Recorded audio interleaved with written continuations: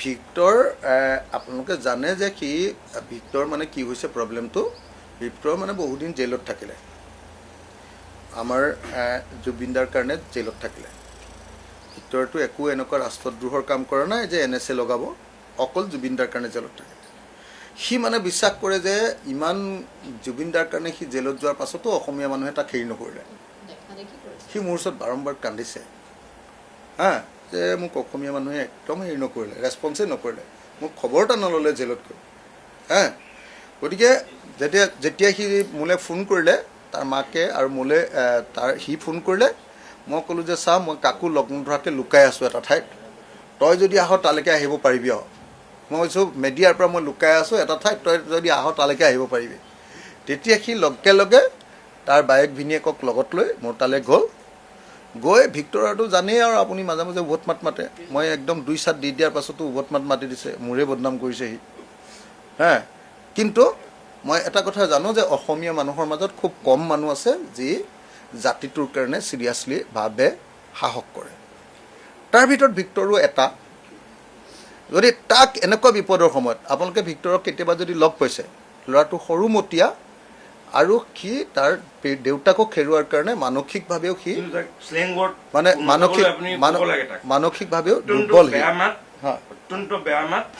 মই মানে আপোনালোকে নিশ্চয় দেখিছে যে মই যদি লাইভটোতো আৰু হেৰিয়াটো চবতে মই তাক বাৰম্বাৰ কৈ আছোঁ যে তই এনেকুৱা অসভ্য শব্দ নকবি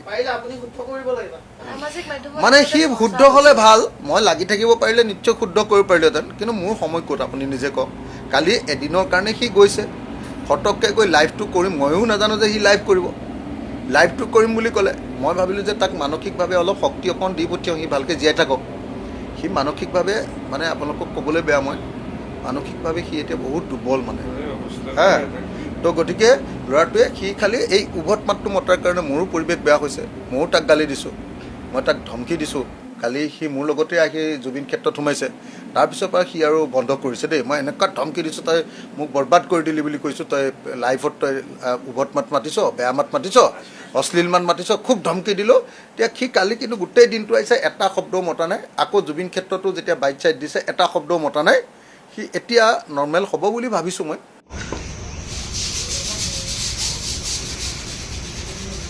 জয় জুবিন দা জয় জুবিন দা জয় জুবিন দা জয় জুবিন দা জয় জুবিন দা বলে গম পাইছেন নাই 3.5 কোটি জনতা আছে 1 টকাকে দিলেও 3.5 কোটি টকা হ'ব নিজাকে কাম আৰম্ভ কৰিম নিজাকে কৰিম মোৰ ওপৰত বিশ্বাস আছে নাই আছে ভিক্টৰ দাসক বিশ্বাস কৰেতো আছে ঠিক আছে আপোনাক লগ কৰিব লখিমপুৰ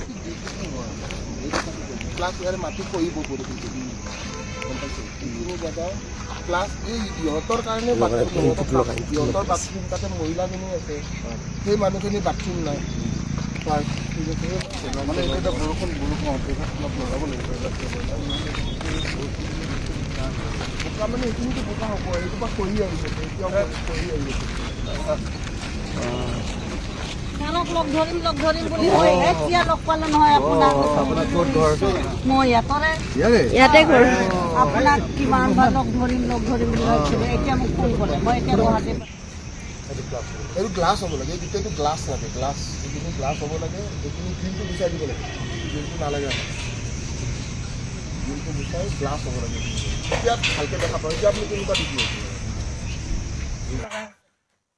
মানে চৰকাৰখনৰ অৱহেলা জুবিনদাৰ প্ৰতি সেইটো চৰম পৰ্যায় পাইছেগৈ মানে এনেকুৱা ধৰণৰ আপুনি নিজে চাওক ওপৰৰ পৰা তললৈকে কেৱল ধূলিময় আৰু এতিয়া ই নিজে কৈ আছে যে ইয়াত যদি গ্ৰিল দি দিয়ে তেতিয়াহ'লে তাৰ এস্থেটিক বিউটিটো আমাৰ জুবিনদা য'ত শুই আছে সেই ঠাইখিনিত আমি এনেকৈ জুমি চাব লাগিব ইয়াৰ পৰা ফটো এটা ল'ব নোৱাৰে মানুহে এইটো গোটেই গ্লাছ হ'ব লাগিব ধুনীয়া গ্লাছ দামী গ্লাছ লগাই ধুনীয়াকৈ এই বস্তুখিনি ধুনীয়া কৰি দিব লাগিব মানে বাউণ্ডেৰীটো পূৰা গ্লাছৰ হ'ব লাগে যাতে সকলোৱে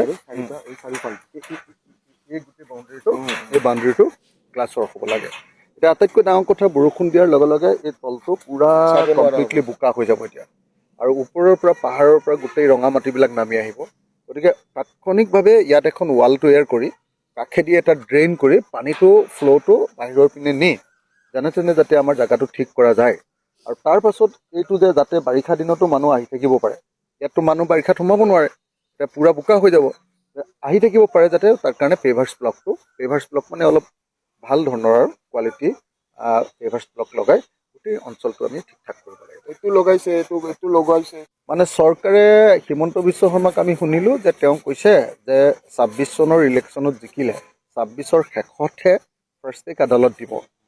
তাৰ অৰ্থটো কি জানেনে? তেওঁ জানে যে ফাৰ্ষ্ট টেক আদালত যদি দৈনন্দিন যদি হিয়াৰিং হৈ যায়, তেতিয়াহ'লে অভিযুক্ত যিসকল আছে এই অভিযুক্তসকলে তৎক্ষণাত মানে বেইল পাই যাব, মানে তৎক্ষণাত তেওঁলোকৰ কেছ শেষ হৈ যাব। কেলৈ শেষ হৈ যাব? কাৰণ চাৰ্জশ্বিটখন ২ নম্বৰীকৈ দিলে। চাৰ্জশ্বিটখন প্ৰকৃত অৰ্থত তদন্ত কৰি বনোৱা এখন ভাল চাৰ্জশ্বিট হোৱা নাই। সেইকাৰণে মই বাৰম্বাৰ কৈছোঁ যে চাৰ্জশ্বিটখন মানে এখন এডিশ্যনেল চাৰ্জশ্বিট যাতে ভালকৈ এনকুৱাৰী কৰে, সেই এডিশ্যনেল এখন চাৰ্জশ্বিট লাগিব, নাম্বাৰ 1। সেইটো হ'ল আমাৰ প্ৰাইমেৰী কাম। 2, আমাক লাগিব মানে একেবাৰে নেশ্যনেল ষ্টেণ্ডাৰ্ডৰ এডভোকেটৰ বা লয়াৰ্ছৰ এটা টীম, সেইটো লাগিব। 2, আৰু ইণ্টাৰনেশ্যনেল লয়াৰ্ছবিলাকৰো সহযোগিতা লাগে। 3, আমাক লাগিব ডে টু ডে হিয়াৰিং কৰাৰ ব্যৱস্থা।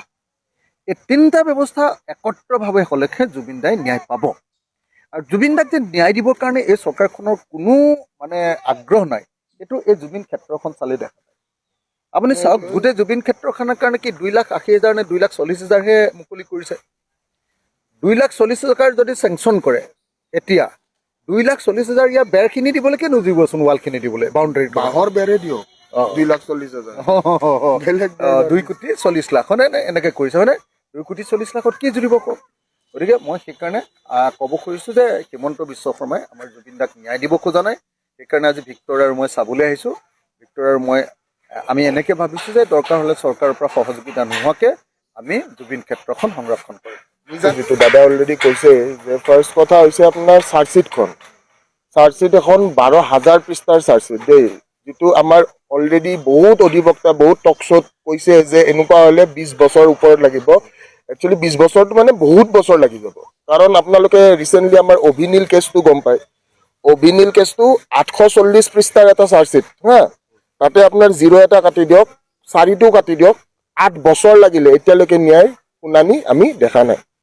ঠিক আছে, তো 12,000 পৃষ্ঠাত আমি 2টা ডিজিট কাটি দিলে কিমান বছৰ লাগিব, হয়নে? আৰু আমি জেল খাটা মানুহ, আমি মিছা কেছ খাটি অহা মানুহতো, তো এই চাৰ্জশ্বিটখনে মেইন বস্তু। কিন্তু জুবিনদাৰ চাৰ্জশ্বিটখনত আপোনালোকে যদি চাই, জুবিনদাৰ চাৰ্জশ্বিটত কি আহিছে যে বিহু কমিটিৰ ষ্টেটমেণ্ট।